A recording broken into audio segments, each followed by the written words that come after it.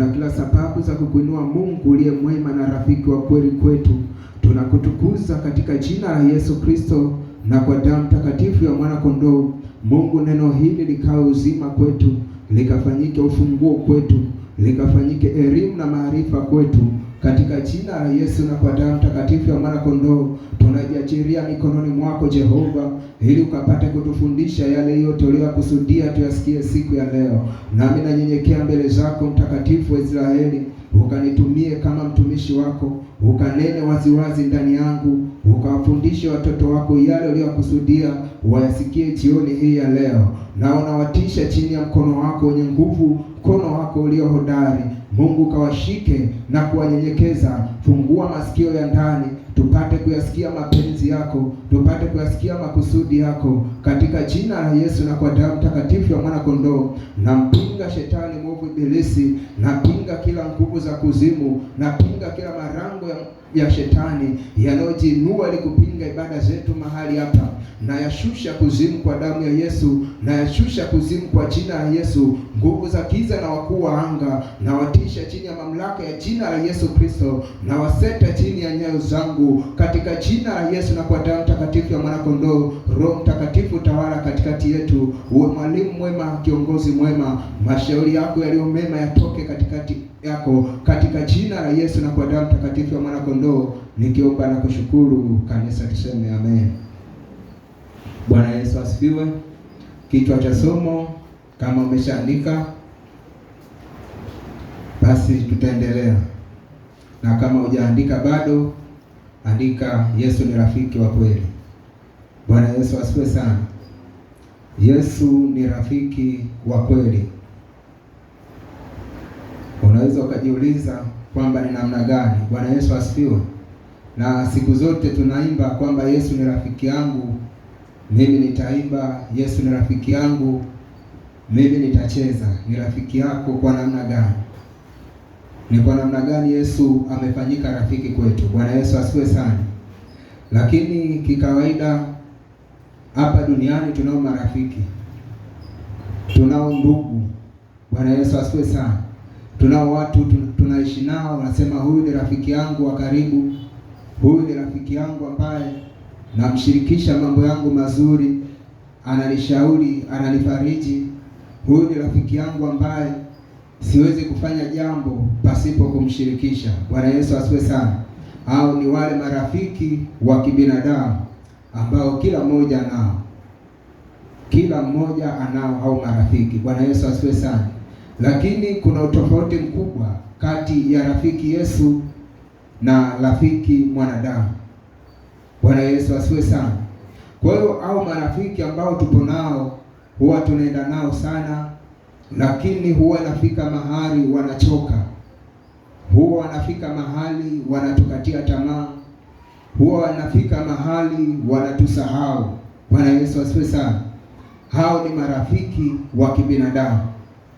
Kwa hiyo anaweza akawa nakupenda kweli, ana nia njema na wewe, anakuwazia mawazo mema, anakuombea, lakini kafika mahali anaweza akachoka, anaweza akakata tamaa. Unaweza ukawa unapita kwenye mapito akasema, mbona huyu yeye anapita tu, mbona mapito yake hayana mwisho? Bwana Yesu asifiwe sana. Huyo ni rafiki wa jinsi ya kibinadamu. Kwa hiyo tunao, tuwapende na tuwaombee. Bwana Yesu asifiwe sana. Alishasema mzee wa kanisa, mtuie lazi vyombo vyetu haviko vizuri. Kwa hiyo tuchukuliane na mazingira yetu. Amina. Kwa hiyo rafiki wa kibinadamu kwa kawaida anaweza kabadilika, lakini Yesu tunamuita rafiki wa kweli kwa sababu nyingi sana. Kwanza kabisa, Yesu hawezi kubadilika. Bwana Yesu asifiwe sana. Hawezi kumchoka mtu wakati wowote. Kuna pambio wote naimba kwamba nimempata asiyebadilika. Bwana Yesu asifiwe sana. Nimempata asiyebadilika, na asiyebadilika ni Yesu peke yake.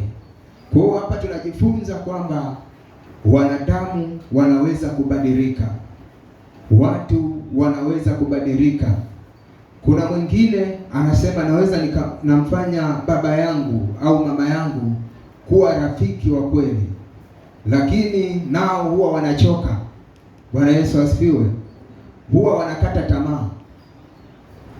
Unaweza akawa ni mzazi amezaa mtoto, labda mtoto mwizi, mwisho huwa wanakata tamaa. Wengine wanatamka kwamba huyu sio mtoto wangu kabisa, kama kufa na afya, wakikamata huko wapige waue, mimi nitazika. Ni mzazi. Bwana Yesu asifiwe sana. Lakini yule mtoto wakati ana tabia hizo, alikuwa rafiki kwa wazazi wake, alikuwa rafiki kwa baba, alikuwa rafiki hata kwa mama. Bwana Yesu asifiwe sana. Kwa hiyo inapofika wakati anapitia zile changamoto, wazazi wanamshauri, wanachoka, wanamwelekeza, ndugu wanamwelekeza, marafiki wanamshauri, inafika wakati wanachoka, wanaanza kumkatia tamaa na kumtamkia mambo mabaya kwamba yampate. Bwana Yesu asifiwe. Wote tunaweza tukawa mashahidi, ikiwa mtaani kuna ndugu mwizi, watu wanatamani hata afe leo. Bwana Yesu asifiwe sana. Ni kweli anafanya matukio mabaya, anaumiza, anafanya matukio mabaya, anakatisha tamaa, anarudisha watu nyuma, lakini maombi ya wengi hawaombi aache wizi, wanaomba hata uwawe ili kwenye mji kuwe na amani. Bwana Yesu asifiwe sana. Hao ni wanadamu, wanafika mahali wanachoka.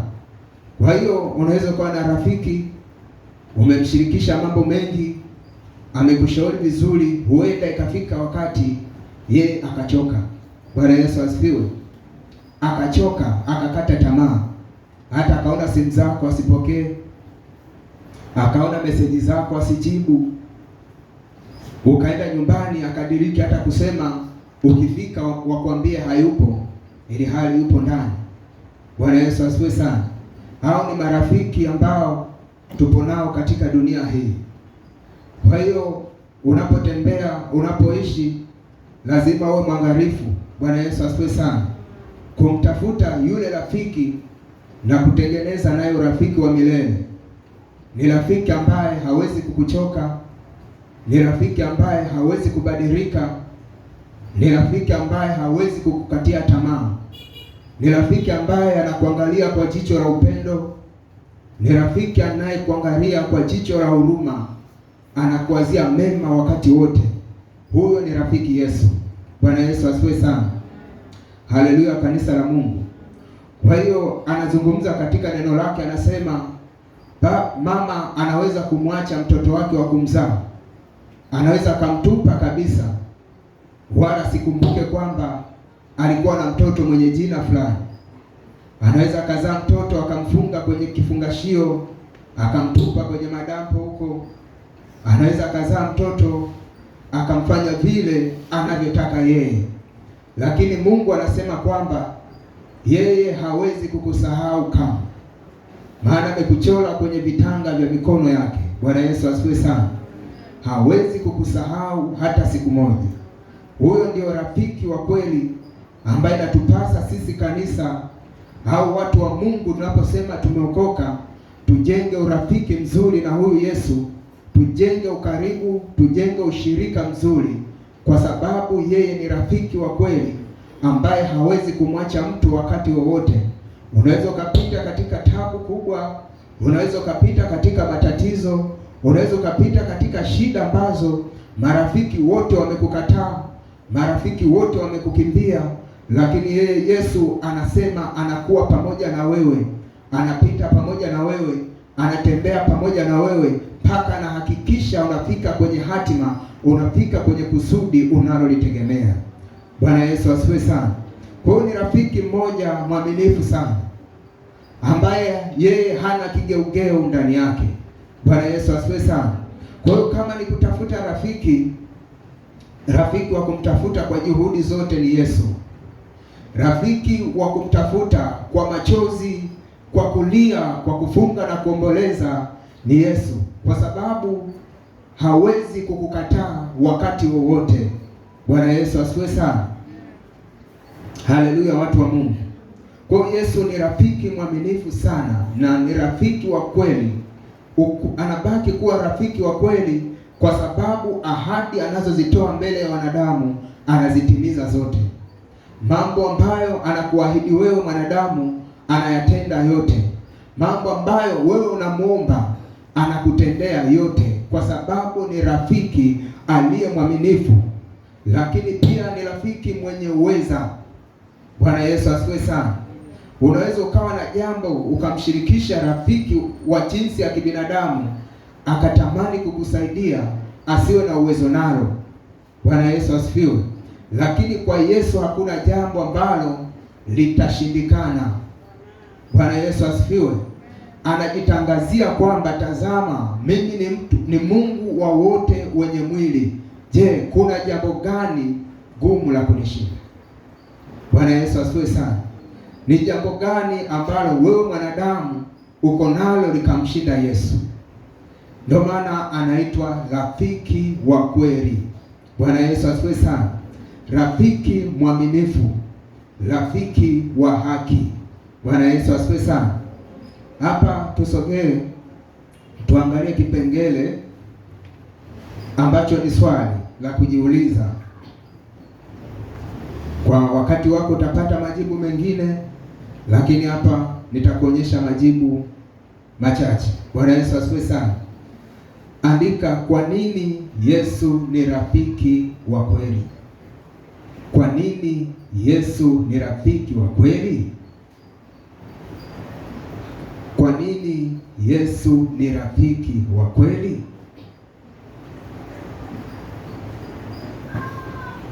Kwa hiyo ni swali la kujiuliza. Kwa hiyo majibu mengi utakayoyapata, utabaki kuutafakari ukuu wa Mungu, utabaki kuutafakari uweza wa Mungu, utabaki kumtukuza Yesu kwa ajili ya maisha yako, utabaki kumtukuza Yesu kwa ajili ya uaminifu wako. Bwana Yesu asifiwe sana. Kwa nini Yesu ni rafiki wa kweli? Jibu namba moja ni kwamba ana upendo wa kweli tofauti na marafiki wengine.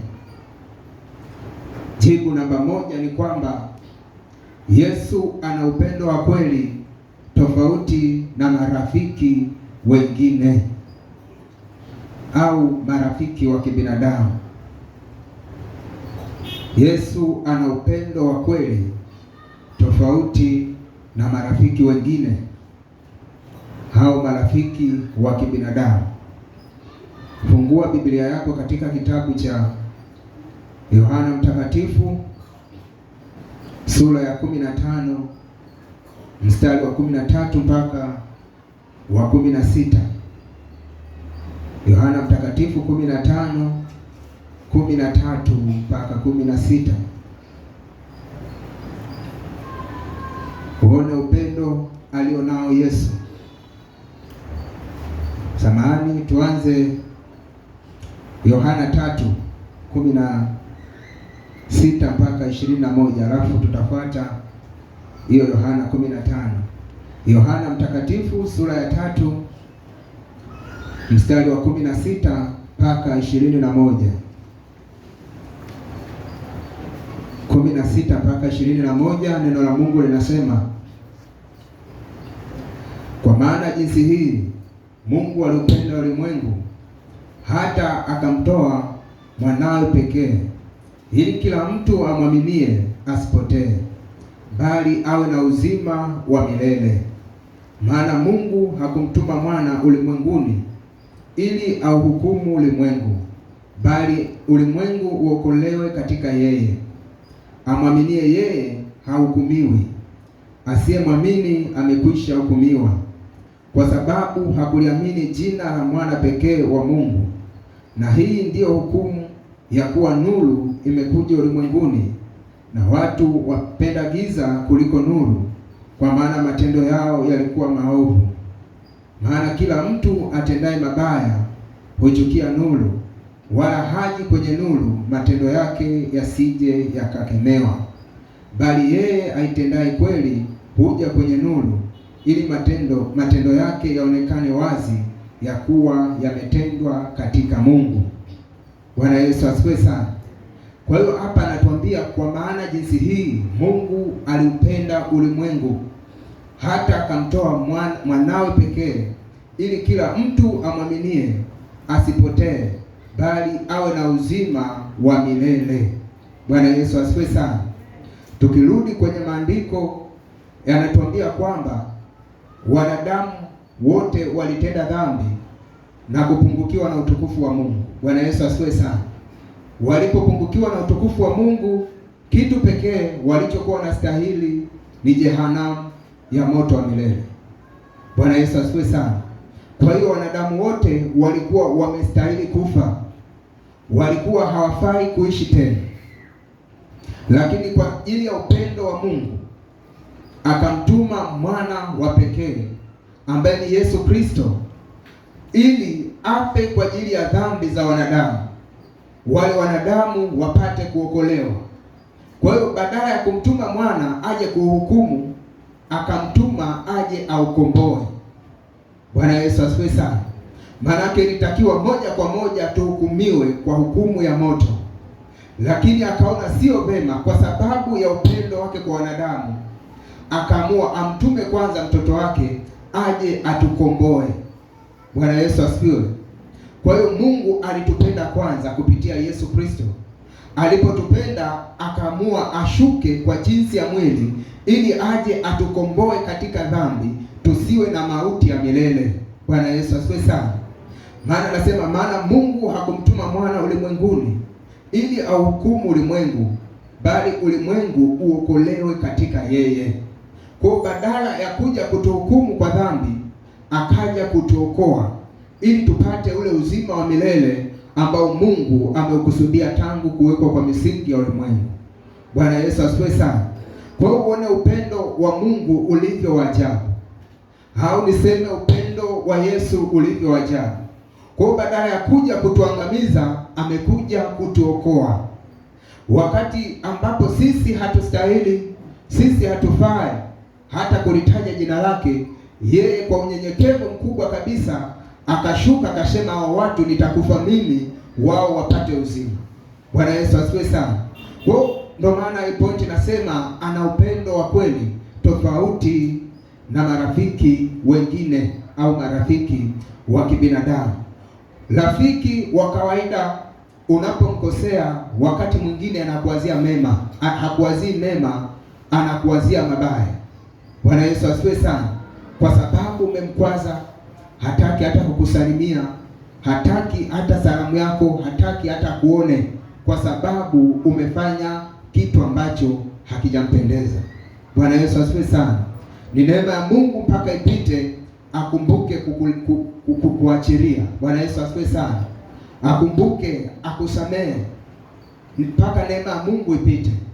Lakini kwa jinsi ya kawaida, unapomfanyia mtu, unapofanya kinyume na rafiki yako, umefanya kitu hajakipenda, umemkosea, hata kuwa mwepesi wa kusema nimekusamehe, mara nyingi huwa anawaza mabaya. Bwana Yesu asifiwe sana. Yawezekana hata wewe mwenyewe umekosewa mara kadhaa, ukamlaani sana huyo aliyekukosea, kwamba huyu mtu najuta kumfahamu, najuta huyu mtu kuja kwenye maisha yangu. Bwana Yesu asifiwe sana. Lakini Mungu akasema jinsi alivyotupenda akamtoa Yesu Kristo aje afe kwa ajili yetu, badala ya kwamba tuhukumiwe, tukafanya nini? Tukaokolewa. Bwana Yesu asifiwe sana. Ndio maana hata leo tunao ujasiri wa kulitia jina la Yesu, tunao ujasiri wa kumwomba Mungu, tunao ujasiri wa kumwita Yesu, anashuka anatusaidia. Tunao ujasiri wa kulitia jina lake tukiwa tumepata changamoto mbalimbali, tumepata magonjwa, tunalitia jina lake. Tumepitia changamoto mbalimbali, tunapata msaada wake. Tumekuwa kwenye hali ya ukiwa, tunamwita Yesu, anatufariji. Tumepitia changamoto ngumu ambazo wanadamu wameshindwa kuzitatua, lakini Yesu anaposhuka ndani yetu anatupa tumaini la kushinda hapo baadaye. Bwana Yesu asifiwe sana. Lakini wangekuwa wanadamu wasingetuwazia hayo yote, ila Mungu peke yake ndo anatuwazia mambo makubwa na mambo ya ajabu. Bwana Yesu asifiwe sana. Kwa ule upendo alionao Yesu hauwezi ukaufananisha na upendo wa mtu yeyote. Bwana Yesu asifiwe sana. anatuambia yeye aliupenda ulimwengu akamtoa mtoto wake. Akamtoa kwa jinsi ya namna gani? Kwamba auawe. Bwana Yesu asifiwe sana. Auawe kwa ajili ya wanadamu. Kwa lugha nyingine ni kwamba Yesu alipopandishwa Kalvari alibadilishana hali na sisi. Bwana Yesu asifiwe sana. Akachukua magonjwa ambayo yalikuwa ya kwetu, akachukua dhambi zetu, akachukua aibu yetu, akachukua mateso tuliyokuwa nayo, akaturudishia uzima, akaturudishia amani, akatuachia haki ambayo ilikuwa kwake. Bwana Yesu asifiwe sana. Maana yake haki hatukuwa nayo, uzima hatukuwa nao, mauti ilikuwa imetawala juu ya mwanadamu. Kwa hiyo alipopandishwa Kalvari, akaibeba ile mauti ndani ya mwanadamu, akaachilia uzima, akaondoa magonjwa ndani ya mwanadamu, akaachilia afya. Maana yake ni upendo ulioje! Bwana Yesu asifiwe sana. Ukitazama hapa kwamba upendo alionao Yesu ni upendo mkubwa sana ambao hauwezi kufananisha na mtu yeyote. Upendo huu hata kama yupo mtu anasema yeye anakupenda sana, hawezi akakupenda kupita hiki kiwango cha jinsi Yesu anavyotupenda wanadamu. Bwana Yesu asifiwe sana. Unaweza ukatazama kwamba upo na rafiki yako unaipenda naye sana, mnaheshimiana, mnasaidiana, ukapita wakati tu ukaugua kidogo, ukamjaribu kwamba rafiki yangu, hebu beba huu ugonjwa upite nao, mimi nipe uzima wako. Hawezi kukubali. Hata kama anajua ni mafua tu ya kawaida, hawezi kukubali. Bwana Yesu asifiwe sana. Lakini anakupenda huyo rafiki, anakutamkia maneno mazuri, anakufariji. Mwambie, ndugu yangu, nina mafua wiki hii, ya bebe, mimi nibaki huru kidogo. Bwana Yesu asifiwe sana. Hawezi akakubali hata kidogo. Bwana Yesu asifiwe. Labda nikuulize wewe swali, unaweza ukakubali hata ukabeba mafua kwa rafiki yako wiki moja ukae naye? Unaweza? Mimi wa kwanza siwezi. Bwana Yesu asifiwe sana. Siwezi. Bwana Yesu asifiwe. Kwamba mimi niteseke wiki nzima silali usingizi, yeye apate ule uzima. Hiyo kitu haiwezekani kwa mtu yoyote. Hata ingelikuwa ni mme kwa mke au mke kwa mme, haiwezekani. Bwana Yesu asifiwe sana. Atakwambia tu natamani huo ugonjwa au maumivu ungenipunguzia kidogo. Anaongea vitu hivyo, anajua haviwezekani. Bwana Yesu asifiwe sana. Wakati mwingine mwambie acha unafiki. Bwana Yesu asifiwe. Kwa sababu hicho kitu hakiwezekani, na ingekuwa kinawezekana angekimbia. Bwana Yesu asifiwe sana. Kwa hiyo nataka tuone hapa kwamba Yesu ni rafiki wa namna gani. Ikiwa wewe mwenyewe huwezi kubeba ile ugonjwa wa rafiki yako, huwezi kubeba kwa wiki moja tu, yale maumivu alionayo, anakuambia kichwa kinapasua, beba siku moja tu, hauwezi. Bwana Yesu asifiwe sana. Maana yake ni jinsi gani mwanadamu hapendi shida, mwanadamu hapendi matatizo, anapenda starehe. Bwana Yesu asifiwe sana. Lakini Yesu hakujali hayo yote. Alisema, Baba, mimi nitashuka nikawakomboe hao wanadamu, nikayachukue yale mateso walio nayo, nikayachukue yale magonjwa yanayowatesa, nikachukue ile aibu walio nayo, nikachukue ule uchungu ambao umekaa katika mioyo yao, nikapande nao Kalvari ili wao wabaki na amani, wabaki na furaha. Bwana Yesu asifiwe sana. Haleluya, watu wa Mungu. Kwa hiyo ni upendo wa ajabu sana ambao Yesu anauonyesha kwa wanadamu. Lakini kitu cha ajabu, wakati mwingine hapa anatuambia ndio lile neno linalosema, anasema kwamba ndio lile neno linalosema nuru imekuja ulimwenguni, lakini watu wakaikataa nuru, wakapenda giza kuliko nuru. Bwana Yesu asifiwe sana. Pamoja na kwamba Yesu ana upendo mkubwa wa namna hii, lakini bado wanadamu wameusukumia mbali upendo wa Yesu, hautaki. Bwana Yesu asifiwe sana. Nuru imekuja, watu wanaikataa nuru, wanasema tunataka giza. wanapenda kukaa bado gizani, wameukataa ule upendo wa Yesu, wamekataa kuwa marafiki na Yesu. Bwana Yesu asifiwe sana. Kwa hiyo wanadamu hawana shukurani, ijapokuwa amejitoa nafsi yake kwa ajili yetu, hawana neno la kumshukuru. Kuna shukrani nyingine ilikuwa ni kupokea upendo wa Yesu. Bwana Yesu asifiwe sana. Ilikuwa ni kupokea upendo wa Yesu, kumpokea Yesu wa Bwana na Mwokozi wa maisha yao. Wamekataa, hawataki. Bwana Yesu asifiwe sana. Lakini wanachotaka ni nini? Wanataka huyo Yesu awatendee mambo mazuri, wakati yeye sio rafiki yao. Bwana Yesu asifiwe sana. Hivi wewe mtu mjui sio rafiki yake, unaobebaje mzigo wake? Sio unampita tu. Sio rafiki yako wala humjui. Bwana Yesu asifiwe sana. Mara nyingi unapita hata Kariakoo, unakuta mtu kaanguka, wewe ufahamu, namwangalia tu unaenda zako. Maana hakuhusu, ana ndugu zake, si ndio? Bwana Yesu asifiwe sana. Kwa hiyo ni wachache wanaoweza kumsaidia huyo mtu, wachache sana. Ila wengi unaweza kukuta mtu ana shida anampita tu. Ana changamoto anampita kwa sababu hamjui. Bwana Yesu asifiwe sana. Hasa wanadamu wa siku hizi wanataka kwamba Yesu afanyie mambo mazuri. Wana hoja nzuri mbele ya Yesu, wana ajenda nzuri mbele ya Yesu, wamepangilia mambo mazuri ya kumweleza Yesu, lakini Yesu akiwatazama anawaambia, mbona ninyi si rafiki zangu? Bwana Yesu asifiwe sana. Mbona ninyi si marafiki zangu? Kwa nini mnataka niwatendee mambo mazuri wakati mambo mazuri ni kwa ajili ya rafiki zangu? Bwana Yesu asifiwe sana. Kwa hiyo anataka tukigundua kwamba yeye ni rafiki mwema, ana upendo wa kweli kwetu, tukae katika pendo lake, tuzishike amri zake ili atutimizie yale yaliyo ya kwake. Bwana Yesu asifiwe sana. Yale mazuri aliyotuandalia yatimie kwetu, anatutaka tuwe na uhusiano mzuri. Bwana Yesu asifiwe sana. Tusogee mbele kwenye kitabu hiki cha Yohana Mtakatifu sura ya 15 mstari wa 13 mpaka wa 16. Yohana Mtakatifu 15:13 mpaka 16.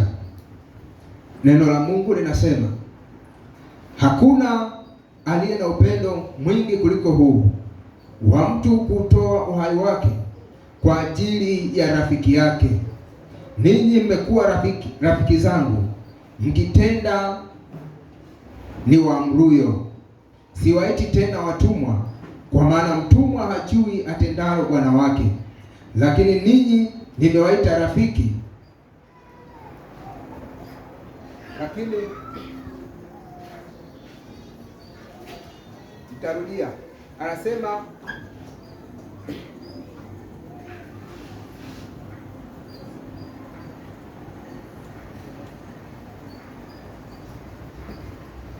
Yohana 15:13 mpaka 16. Anasema, hakuna aliye na upendo mwingi kuliko huu wa mtu kutoa uhai wake kwa ajili ya rafiki yake. Ninyi mmekuwa rafiki zangu mkitenda niwaamruyo. Siwaiti tena watumwa, kwa maana mtumwa hajui atendalo bwana wake, lakini ninyi nimewaita rafiki, kwa kuwa yote niliyoyasikia kwa Baba yangu nimewaarifu. Si ninyi mlionichagua mimi, bali ni mimi niliyowachagua ninyi, nami nikiwaweka mwende mkazae matunda, na matunda yenu yapate kukaa. Bwana Yesu asifiwe sana. Haleluya kanisa. Anasema hakuna aliye na upendo mwingi kama huu wa mtu kutoa uhai wake kwa ajili ya rafiki yake. Bwana Yesu asifiwe. Kwa Yesu anasema hakuna upendo ulio mwingi kupita upendo wa mtu kuyatoa maisha yake kwa ajili ya rafiki yake. Bwana Yesu asifiwe sana. Kwa hiyo unaweza ukaona kwamba Yesu anazungumza kitu kigumu. Anasema hakuna anayeweza kuyatoa maisha yake kwa ajili ya mwingine. Hapa nimeuliza kwamba unaweza ukachukua hali ya kuumwa kwa rafiki yako, imeonekana kwamba hauwezi. Bwana Yesu asifiwe sana. Lakini yeye aliutoa uhai wake, alikufa kwa ajili yako wewe, alikufa kwa ajili yangu mimi. Bwana Yesu asifiwe sana. Anasema kwamba kwa ajili ya rafiki. Maana yake wanaomwamini Yesu, Yesu anawachukulia kwamba ni marafiki zake. Bwana Yesu asifiwe sana. Anakuchukulia wewe ni rafiki yake. Lakini mstari unaofuata anasema, ninyi mmekuwa rafiki zangu mkitenda niwaamruyo. Bwana Yesu asifiwe. Sio kila mtu anaweza kuwa rafiki wa Yesu. Wapo wanaoyatimiza ambayo Yesu amewaamuru, au ndo anawaita marafiki zake. Bwana Yesu asifiwe sana. Ninyi mmekuwa rafiki zangu mkitenda niwaamruyo. Maana yake wale ambao wanatenda mapenzi ya Yesu ndio Yesu anawahesabu kwamba ni marafiki zake, kwa sababu wamekuwa watii kwake, wametambua ule upendo aliotoa kwa ajili yao. Bwana Yesu asifiwe sana. Haleluya, kanisa la Mungu. Kwa anasema kwamba mstari wa 14 anasema, ninyi mmekuwa rafiki zangu mkitenda niwaamruyo. Maana yake kama hutendi ambayo Yesu amekuamuru, hakuhesabu kuwa rafiki yake. Bwana Yesu asifiwe sana. Kwa ili uwe rafiki yake kamili, ule uhai aliotoa uhusike katika kutolewa kwa uhai wake, lazima utende yale aliyokuamuru. Bwana Yesu asifiwe sana. Haleluya, watu wa Mungu. Kwa hiyo anataka kwamba utende mapenzi yake aliyokuamuru, akuonyeshe kwamba yeye ni rafiki yake. Bwana Yesu asifiwe. Huwezi kuwa rafiki na Yesu kama hutendi mapenzi aliyoagiza. Anasema hakuna upendo ulio mkuu, ulio mwingi kuliko huu wa mtu kutoa uhai wake kwa ajili ya rafiki yake. Maana yake wale wanaotenda mapenzi ya Yesu, wanaotenda mapenzi ya Mungu, ndio marafiki zake na Yesu. Bwana Yesu asifiwe. Haleluya, kanisa la Mungu. Kwa hiyo wewe kama hutendi mapenzi ya Yesu, usimhesabu Yesu kwamba ni rafiki. Haleluya, Bwana Yesu asifiwe. Kwa hiyo lazima utende mapenzi ya Yesu ili uhesabiwe kuwa rafiki wa Yesu, ili ule upendo wa Yesu ukuhusu katika maisha yako. Upendo wa Yesu hawezi kuhusika katika maisha yako ikiwa wewe huyatendi mapenzi ya Mungu. Bwana Yesu asifiwe sana. Mstari wa 15 anasema, siwaiti tena watumwa, kwa maana mtumwa hajui atendalo bwana wake, lakini ninyi nimewaita rafiki, kwa kuwa yote niliyoyasikia kwa Baba yangu niliwaarifu. Anazungumza kwa watu wanaoyashika mapenzi ya Mungu. Anasema hawana utumwa ndani yao. Bwana Yesu asifiwe sana. Mungu anawahesabu kwamba sio watumwa tena, ni watu huru. Bwana Yesu asifiwe. Kwa hiyo kama huyatendi mapenzi ya Mungu, huu utumwa bado upo juu yako. Haleluya. Hautendi mapenzi ya Mungu, bado unaonekana mtumwa. Kama hutendi mapenzi ya Mungu, maana yake unatenda mapenzi ya shetani. Bwana Yesu asifiwe sana. Kwa hiyo anasema siwaiti tena watumwa, na waita rafiki, kwa sababu mtumwa hajui atendalo bwana wake. Bwana Yesu asifiwe sana. Anasema kwamba siwaiti tena watumwa, kwa maana mtumwa hajui atendalo bwana wake, lakini ninyi nimewaita rafiki, kwa kuwa yote niliyoyasikia kwa Baba yangu niliwaarifu. Bwana Yesu asifiwe. Anatuambia kanisa kwamba hatuiti tena watumwa, bali anatuita rafiki, kwa sababu yale mambo mema aliyoyasikia toka kwa Baba yake ametuarifu. Bwana Yesu asifiwe sana. Ametuambia mapenzi ya Mungu, ametutangazia mapenzi ya Mungu, ametuambia yatupasayo kuyatenda, ametuambia yale mawazo ambayo Mungu anatuwazia. Ndio maana anasema siwaiti tena watumwa, kwa sababu mtumwa hajui lile bwana wake analolitenda. Bwana Yesu asifiwe sana. Yale mambo mazuri ambayo Yesu anayatenda yote ameyaweka wazi juu ya kanisa. Ndio maana anasema hatuiti tena watumwa, kwa sababu tunayajua mapenzi ya Mungu, tunaijua haki ya Mungu. Ule utumwa haupo tena ndani yetu. Bwana Yesu asifiwe sana. Haleluya, watu wa Mungu. Kuna mahali Yesu anasema kwamba uwatakase kwa ile kweli, na ile kweli ni neno lako. Akisha tutakasa kwa ile kweli, maana yake tutakuwa huru kweli kweli. Bwana Yesu asifiwe sana. Kwa nini tunakuwa huru? Tunalijua neno la Kristo, tunayajua mapenzi ya Mungu. Utumwa wa dhambi haukai tena juu yetu. Bwana Yesu asifiwe. Utumwa wa dhambi usipokaa juu yetu, hatuna utumwa tena. Mbingu zinapotuhesabu sisi watumwa, ni vile tunavyoendelea kutembea katika kongwa la dhambi. Tunatembea katika kongwa la utumwa. Dhambi inakuwa na nguvu juu yetu, maovu yanakuwa na nguvu juu yetu. Ndio maana watu wanaonekana watumwa, na unapokuwa mtumwa unakuwa mtumwa wa dhambi. Bwana Yesu asifiwe sana. Haleluya, kanisa la Mungu.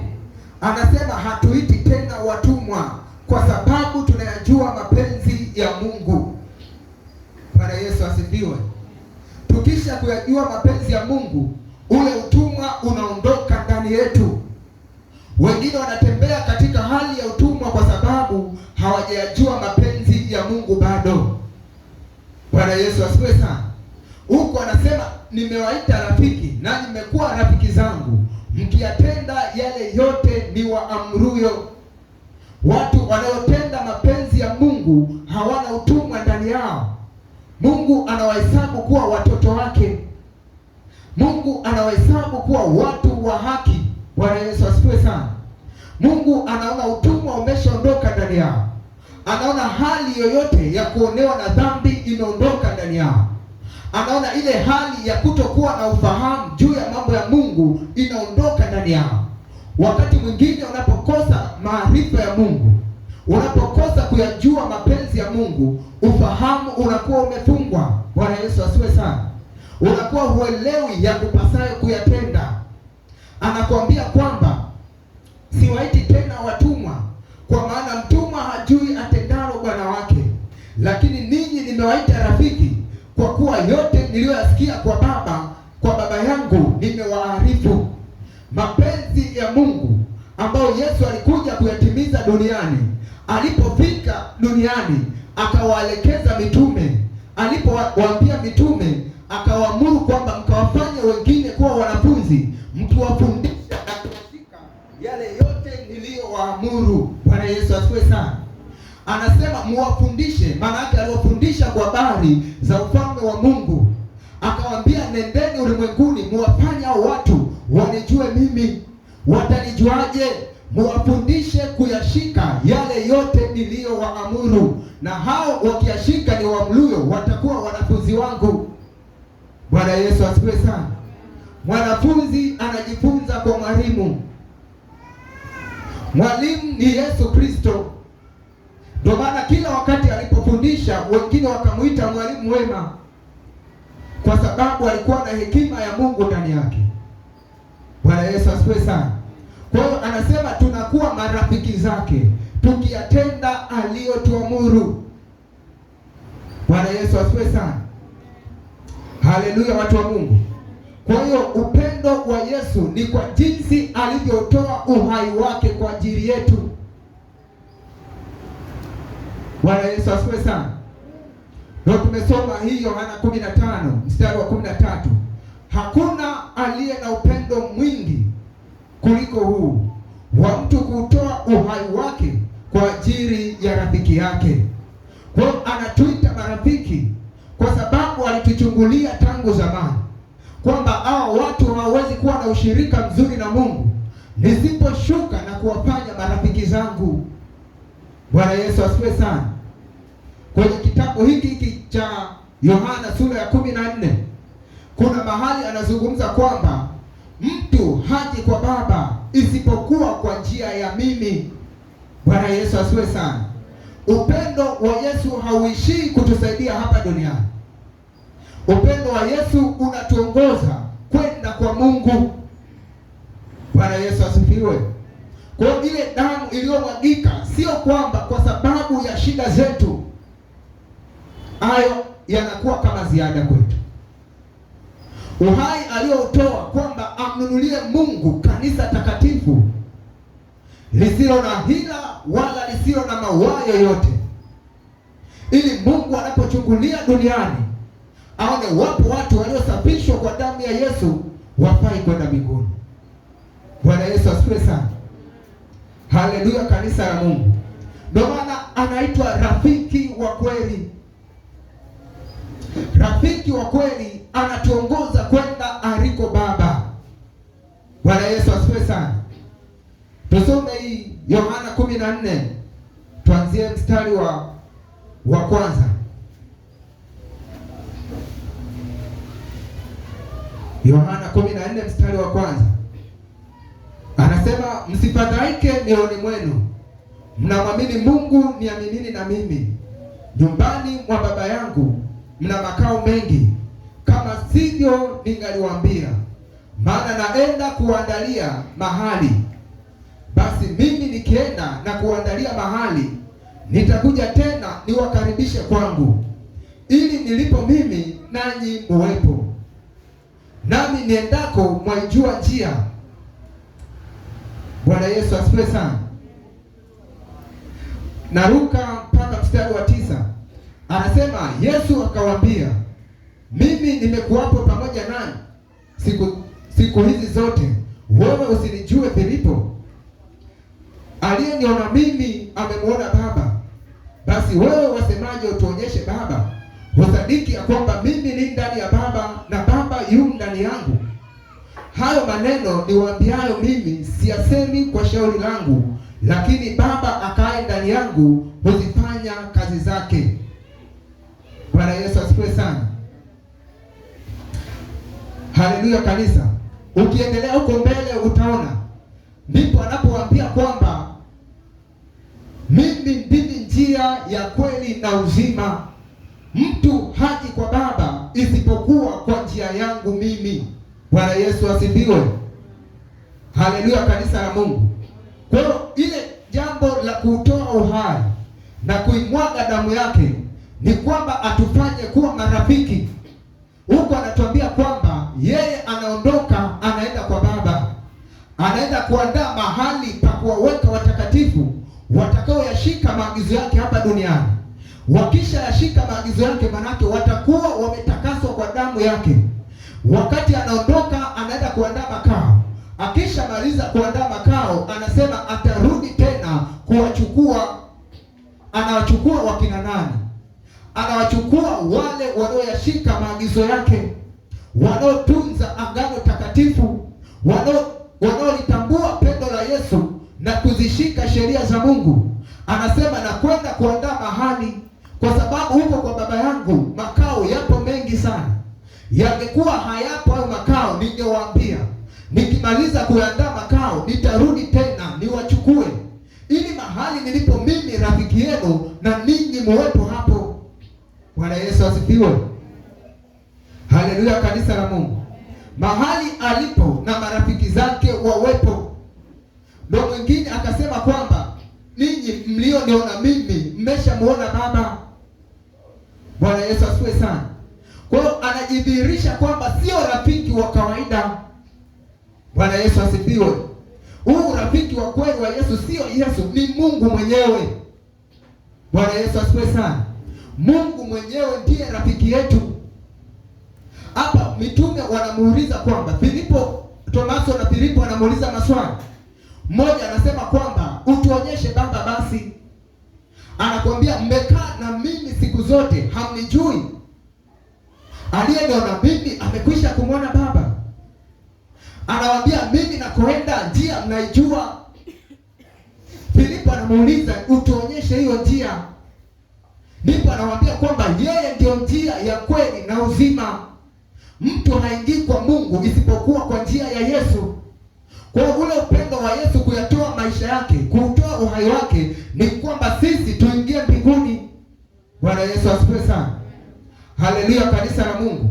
Sio kwamba tupone magonjwa tu, au ameita ziada. Anasema utafuteni kwanza ufalme wangu na haki yangu, mengine mtazidishiwa. Lakini jambo la kwanza ni ukombozi, tutoke kwenye mauti tuingie kwenye uzima, tutoke jehanamu tuingie mbinguni. Bwana Yesu asifiwe sana. Huo ndio upendo wa Yesu. Ana upendo wa kweli kuliko upendo wa rafiki mwingine, yaani rafiki wa kibinadamu. Kwa upendo alionao Yesu ni upendo wa ajabu, ni upendo wa ajabu. Kwenye andiko lililopita tumesoma kwamba yeye hakuja kuhukumu ulimwengu, bali ulimwengu ukombolewe kupitia yeye. Bwana Yesu asifiwe sana. Kwa hiyo alikuja kwamba sisi tuwe na uzima, sisi tuingie mbinguni. Pale mahali alipoenda kupandaa, watakaoingia ni wakina nani? Waliosamehewa dhambi zao, walioponywa kwa damu ya Yesu. Bwana Yesu asifiwe sana. Kwa hiyo hayo mengine tukiyatafuta ni ziada. Tukitafuta kuponywa magonjwa ni ziada, tukitafuta kuinuliwa kazini ni ziada, tukitafuta kuwashinda maadui ni ziada. Kitu cha kwanza anataka twende mbinguni. Ndio upendo alio nao Yesu kwa wanadamu. Bwana Yesu asifiwe sana. Sio kwamba aje atutajirishe duniani, sio kwamba aje atupe magari na nyumba nzuri, sio kwamba uombe akupe mke mzuri, sio kwamba uombe akupe mume mzuri au akupe kitu unachokitaji, au anayaita kwamba ni ziada. Upendo wa Mungu umefungwa kwenye wokovu wa kuingia mbinguni. Bwana Yesu asifiwe sana. Haleluya, kanisa la Mungu.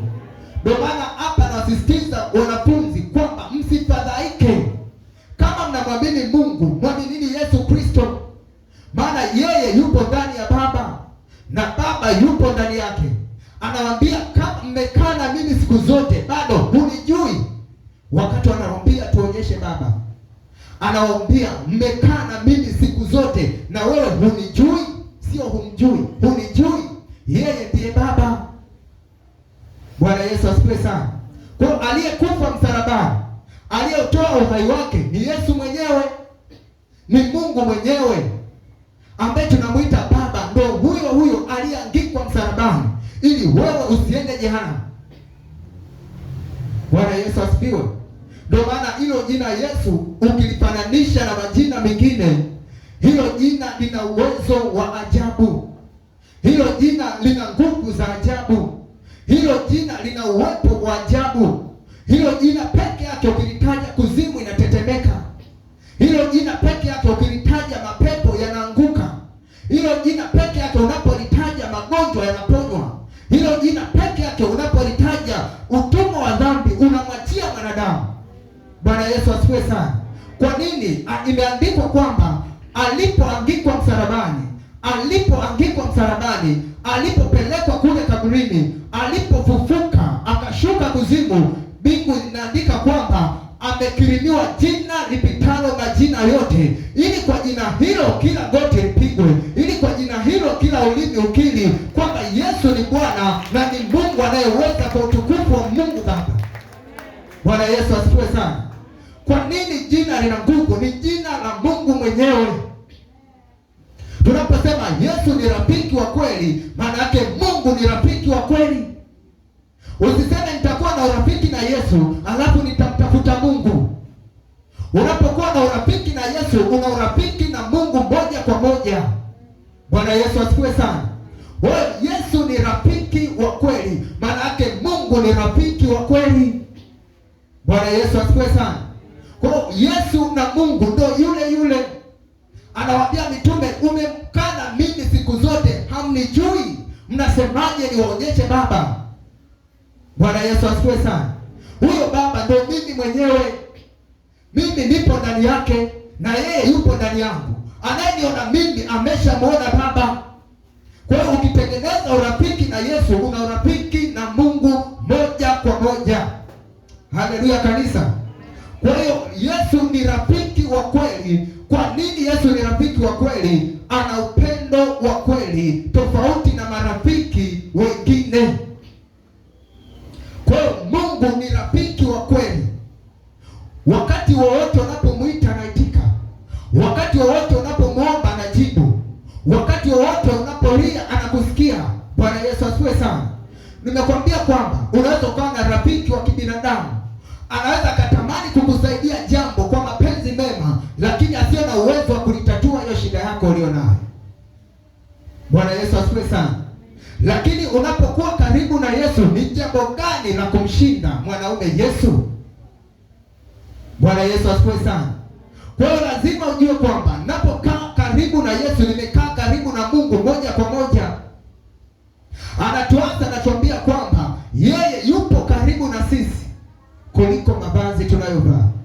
Maana yake rafiki wa kawaida anaweza akawa ni rafiki anaishi mji mwingine na wewe upo mji mwingine, anaishi nyumba nyingine na wewe unaishi nyumba nyingine, mmetofautiana kwa mitaa imewatenganisha, lakini huyu rafiki anasema kwamba hata kuacha wakati wowote, hata kupungukia wakati wowote, iwe usiku iwe mchana, unapomhitaji anaitika. Bwana Yesu asifiwe sana. Ni vizuri kutengeneza urafiki na huyu rafiki wa kweli. Ni vizuri kuyashikamanisha maisha yako na huyu rafiki wa kweli. Bwana Yesu asifiwe sana. Huyu rafiki hajui kuacha. Huyu rafiki hajui kusariti. Huyu rafiki hajui kukatia mtu tamaa. Huyu rafiki hajui kumvunja mtu moyo. Ni rafiki anayekufariji, ni rafiki anayekupenda, ni rafiki anayekushika kwa mkono wake. Anapokusemesha kwa neno lake, anaachilia faraja ya ajabu ndani yako. Bwana Yesu asifiwe sana. Wapo watu ni mabingwa wa kushauri, wapo watu ni mabingwa wa kufariji, wapo watu ni mabingwa wa kutia moyo, lakini mambo yanapokaa magumu, wale watu ushauri wao unaweza usifai kitu, faraja yao unaweza usifai kitu, lakini faraja ya Yesu inagusa moyo wako moja kwa moja, inakutoa katika hali ya majonzi. Bwana Yesu asifiwe sana. Anatupa tumaini la kudumu. Ni rafiki wa kukaa naye usiku na mchana. Ni rafiki wa kuchunga usipoteze huo rafiki ukishafanikiwa kukaa naye. Bwana Yesu asifiwe sana. Haleluya, kanisa la Mungu. Rafiki mwaminifu ni Yesu peke yake. Hakuna mtu aliye mwaminifu kumpita Yesu. Hata kama yupo mtu mwaminifu, ameonja chembe ndogo ya uaminifu kutoka kwa Yesu. Bwana Yesu asifiwe sana. Ndio maana nazungumza kwa uchungu kwamba hakuna mtu awezaye kutoa uhai wake kwa ajili ya rafiki yake. Hakuna. Ndio maana anasema mama wa kukuzaa anaweza kukusahau kabisa. Mama wa kukuzaa anaweza kukuua. Unaweza ukazaliwa na mama mchawi, haoni tabu kukula nyama na wachawi wenzake. Unaweza ukazaliwa na baba mchawi, haoni tabu kukutoa kafara ili apate utajiri. Unaweza ukazaliwa na kaka mchawi akakuua kwa ajili ya mali za ulisi. Unaweza ukawa na rafiki wa kweli, mkafanya jambo zuri, mnapofika kwenye hatima nzuri, haoni ajabu kukupoteza. Bwana Yesu asifiwe sana. Kwa ni marafiki tulionao wa kuishi nao kwa tahadhari. Unapopata rafiki Yesu anapokaa ndani yako, hana kigeugeu. Bwana Yesu asifiwe sana. Hana kigeugeu wakati wowote. Hujawahi kushuhudia watu wanafanywa mambo mabaya na watu wa karibu? Hujawahi kusikia mtu amechoma kisu na mke wake, amemwagiwa maji ya moto na mke wake, amechinjwa na mume wake, ametobolewa macho na mume wake? Mimi nimewahi kushuhudia baba mmoja aliyekuwa kule nyumbani, alifika mahali sijui alipatwa na jambo gani, lakini hatua ya mwisho aliyochukua, alichinja mke wake, watoto wake akaonywesha sumu, na yeye mwenyewe kajinyonga. Bwana Yesu asifiwe sana. Maana yake au watu aliowafanyia ubaya ni watu wa karibu, wanamwamini. Watoto wanajua huyu ni baba, hawezi kutufanyia jambo baya lolote. Mke anaamini huyu ni mume wangu, amenitolea mahali, hawezi kunidhuru kwa ubaya, ananipenda. Lakini ni mume kachinja mke kwa kisu, kawanywesha watoto wote sumu, wakafa. Mwisho wake na yeye akajitoa uhai wake kwa kujinyonga. Bwana Yesu asifiwe sana. Aliwasaliti watoto wake, akamsaliti mke wake, mwisho wa siku akajisaliti mpaka yeye mwenyewe kajiua. Bwana Yesu asifiwe sana. Kwa hiyo huyu rafiki Yesu hana tabia hizo. Unapokaa naye, kaa naye kwa tahadhari, uchunge usimpoteze. Kaa naye kwa umakini, angalia anapenda vitu gani, hapendi vitu gani. Bwana Yesu asifiwe sana. Kwa upendo wake ni wa ajabu, huwezi kufananisha na upendo wa mtu, kwa sababu yeye alifika mpaka kiwango cha mwisho ambacho mwanadamu hawezi kukigusa. Bwana Yesu asifiwe sana. Maana yake tunaposema tunaelekea Kanaani, tunapoimba kwamba tunaenda mbinguni, tunapoimba kwamba tunatoka Misri tunaelekea Kanaani, wala huko Misri haturudi tena, tukumbuke upo upendo wa mwanadamu au upo upendo wa Mungu ulioonekana, akatupa ile nguvu na ujasiri wa kusema tunaelekea Kanaani, kwa sababu hakuna Kanaani bila damu ya Yesu, hakuna mbingu bila damu ya Yesu, hakuna kumwona Mungu bila damu ya Yesu. Bwana Yesu asifiwe sana. Kwa nini? Kwa sababu zamani tulikuwa tumefungwa kwenye agano la dhambi. Waliokufunga kama ni mababu au ni mabibi walimwaga damu za ng'ombe, walitoa kafara za wanyama, wengine walimwaga mpaka damu za wanadamu ili wawafunge familia nzima mpite kwenye agano la uharibifu. Anapokuja Yesu anasema analivunja agano la kwanza, analivunja agano la utumwa, analivunja agano la dhambi. Anavunja kwa namna gani? Ipo damu iliyomwagika msalabani alipoangikwa, inalikata lile agano, inatuweka kwenye agano imara la kumwona Yesu Kristo. Bwana Yesu asifiwe sana. Kwao ni rahisi sana kuimba kwamba tunaenda Kanaani, tunaenda mbinguni. Ni rahisi kuimba kwamba tutamwona Bwana. Ni rahisi kusema tutamjua kwa alama za misumari. Ni rahisi sana. Bwana Yesu asifiwe sana. Lakini usipozingatia haya, hizo alama za misumari hutaziona rafiki. Bwana Yesu asifiwe sana. Usipojali huu upendo alioonyesha Kalvari, zile alama za misumari hutaziona wala hutamjua. Tunasema tutafutwa machozi kwa kitambaa cha Yesu Kristo. Wale watakaoshinda, watakaolithamini hili pendo, watakaoyashika mapenzi ya Mungu, watakaoizuia miguu yao isikimbilie uovu, watakaoizuia mikono yao isimwage damu, watakaozuia macho yao yasitazame uovu, watakaozuia vinywa vyao visinene hila, watakaotuliza mioyo yao isiwe na nia mbili, hao watafutwa machozi kwa kitambaa cha Yesu. Bwana Yesu asifiwe sana. Bila kutenda mapenzi ya Mungu, kitambaa cha Yesu kitapita mbali na wewe, atakutazama kwa jicho la hasira. Bwana Yesu asifiwe sana. Yesu ana upendo wa kweli kwa watu wanaoishika sheria yake. Bwana Yesu asifiwe. Kwa lazima uelewe kwamba Yesu ana upendo. Huu upendo unanihusu kwa namna gani?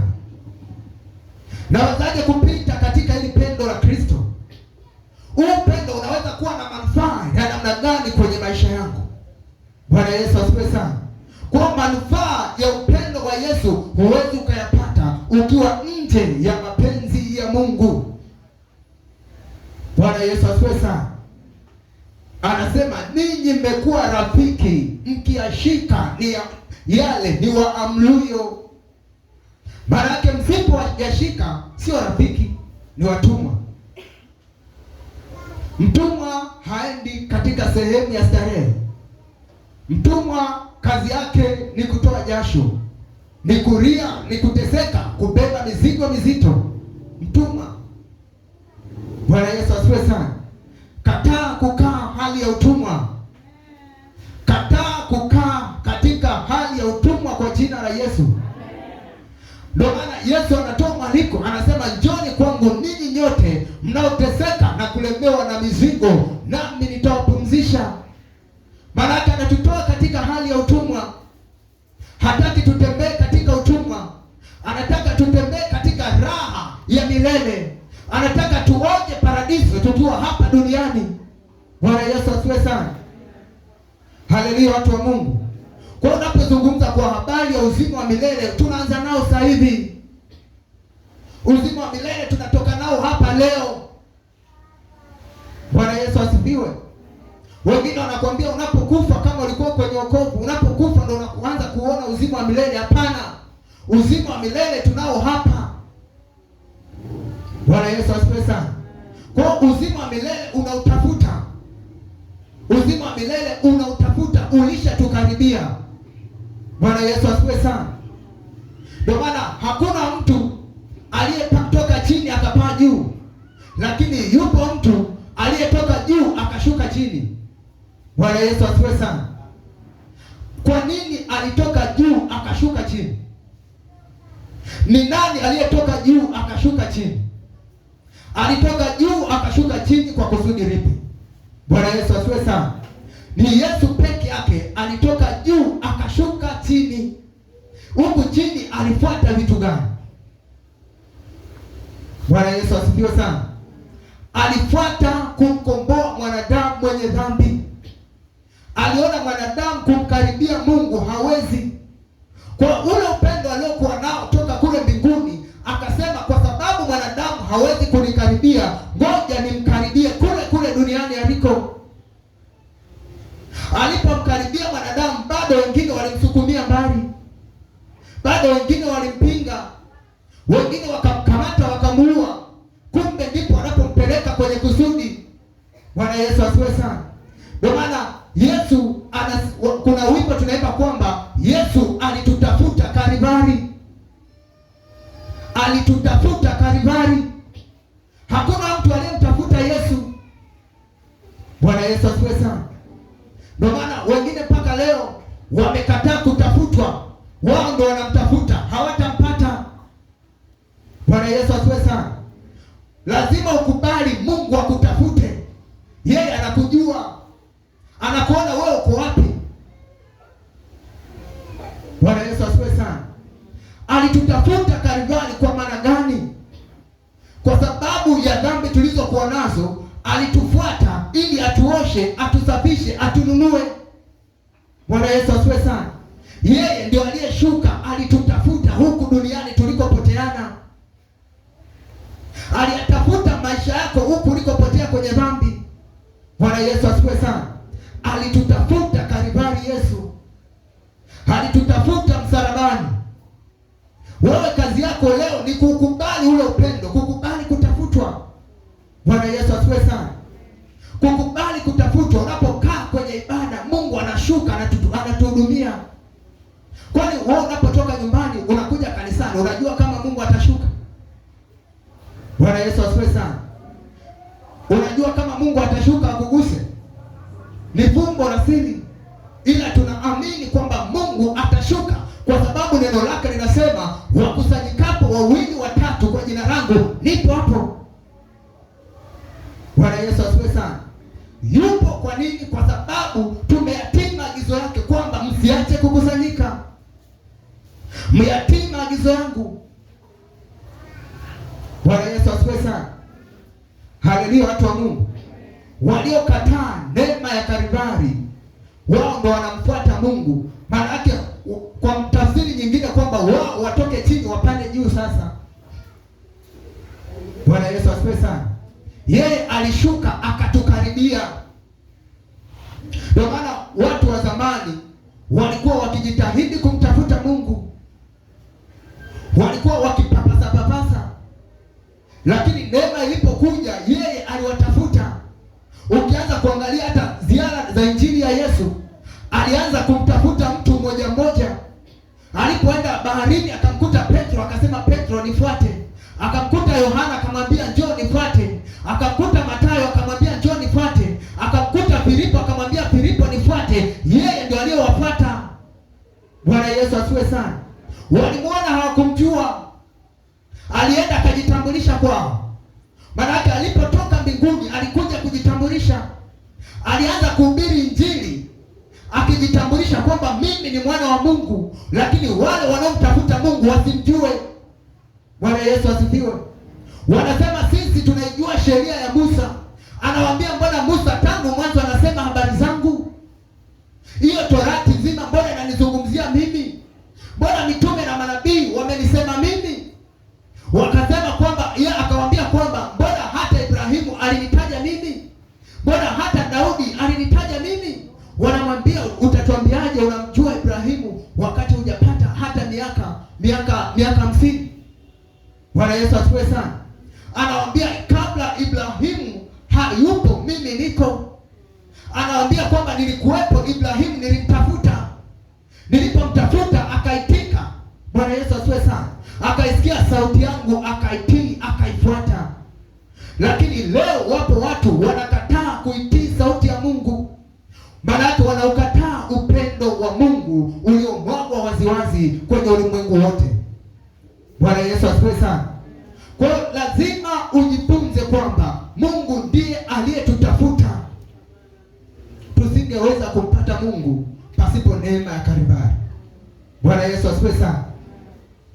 Neema ya Kalvari ndio imetuweka sana karibu na Mungu. Neema ya msalaba imetufanya leo watu tunajua kuomba. Neema ya Kalvari imefanya watu tumekataa dhambi. Neema ya Kalvari. Pasipo hii neema hatukuweza kuyatenda hayo mambo. Bwana Yesu asifiwe sana. Haleluya watu wa Mungu. Ndio maana tunasema alitutafuta Kalvari, akatutua na mizigo pale Kalvari. Bwana Yesu asifiwe sana. Kwa neema ya Mungu ipo leo, anataka tuikimbilie. Ipo leo mahali penye neema ya Mungu panakwepa kama ukoma. Watu wanakwepa neema ya Mungu. Wewe uliyepata neema ya kujua haya, ikimbilie neema ya Mungu. Bwana Yesu asifiwe. Ukimbilie upendo wa Mungu. Bado upendo wa Mungu upo. Bado neema ya Mungu inatutafuta katika nyakati hizi za mwisho, ili tuwezeshe sisi kwenda kuishi katika makao ambayo Yesu ameyaandaa. Bwana Yesu asifiwe sana. Upendo wa Mungu unatuelekeza kwenda mbinguni. Bwana Yesu asifiwe. Haleluya watu wa Mungu. Kwa hiyo tusome kitabu kwa kumalizia, Warumi sura ya 8. Warumi sura ya 8 mstari wa 32. Warumi 8:32.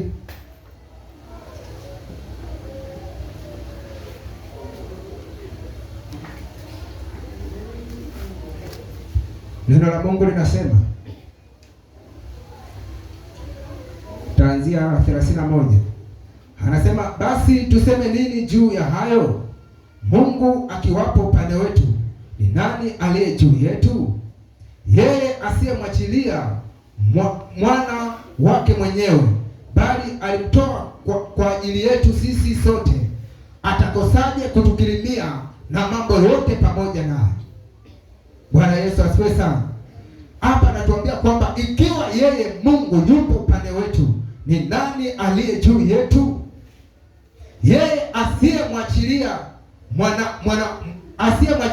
mwana wake mwenyewe, bali alimtoa kwa ajili yetu sisi sote, atakosaje kutukirimia na mambo yote pamoja naye? Anazungumza kwamba hakuzuia Yesu auawe, hakumzuia Yesu aangamizwe, hakumzuia Yesu apandishwe Kalvari kwa ajili yetu sisi.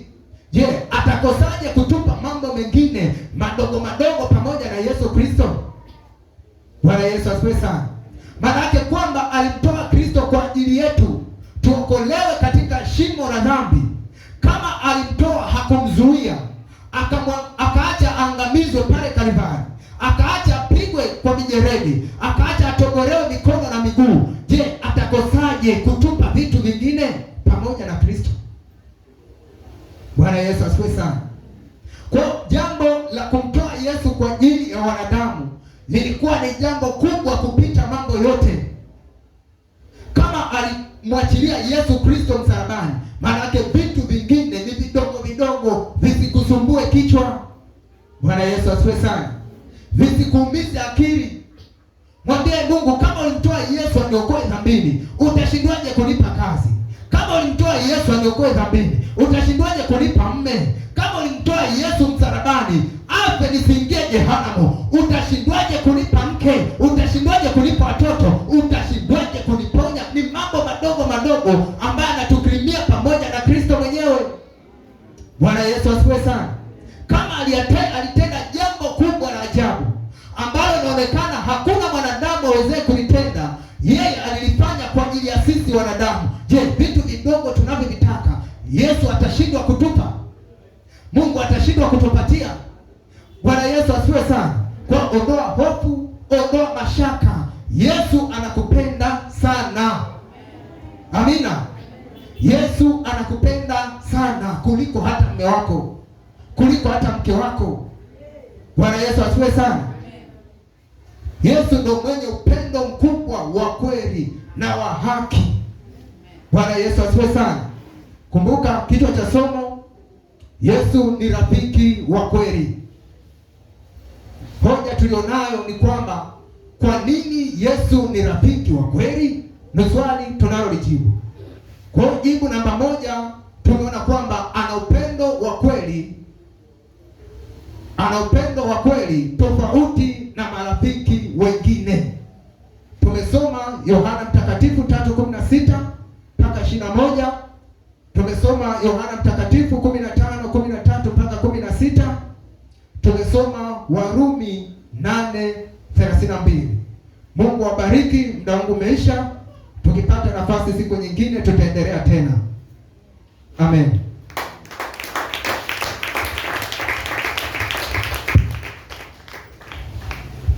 Basi karibu mzee wa kanisa ili uweze kuombea sadaka na kuongoza maombi.